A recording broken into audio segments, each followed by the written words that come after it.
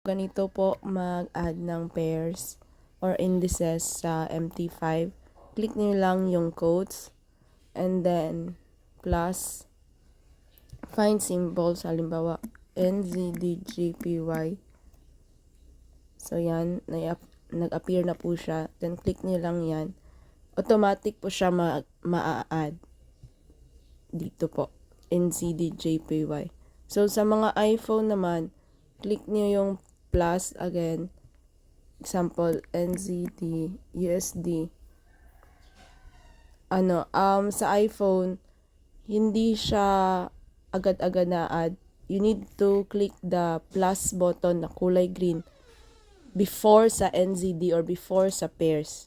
Yun lang po. So, pag nagtatanong kayo paano mag-trade, di ba? So, halimbawa, XAU USD po yung iti-trade ko. Long press nyo lang po, new order, tapos, halimbawa, magbabay tayo, no?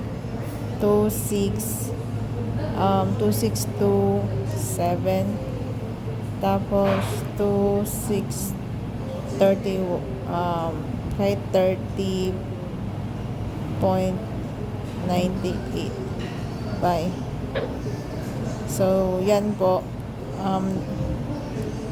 change natin to into XAU.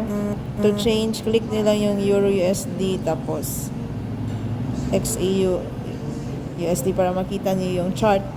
So currently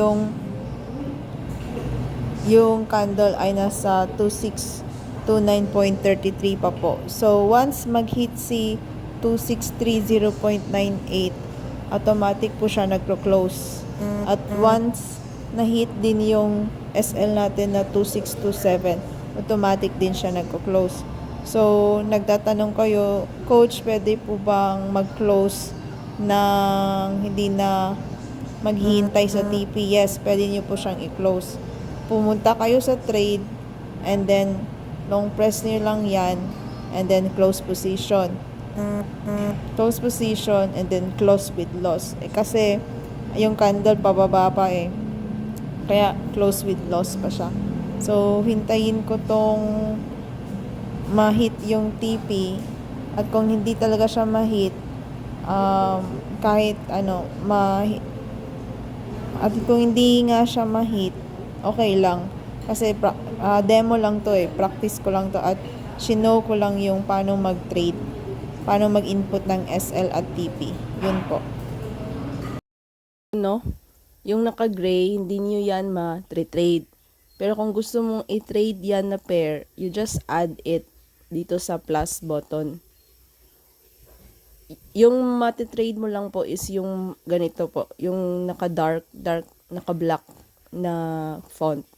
Yan, baka na-frustrate kayo kasi long press kayo ng long press nito. Di po yan mati-trade. Ito lang po, yung naka-black. So kahit andyan siya sa quotes nyo, pero gray, dapat i-add nyo pa rin dito sa plus.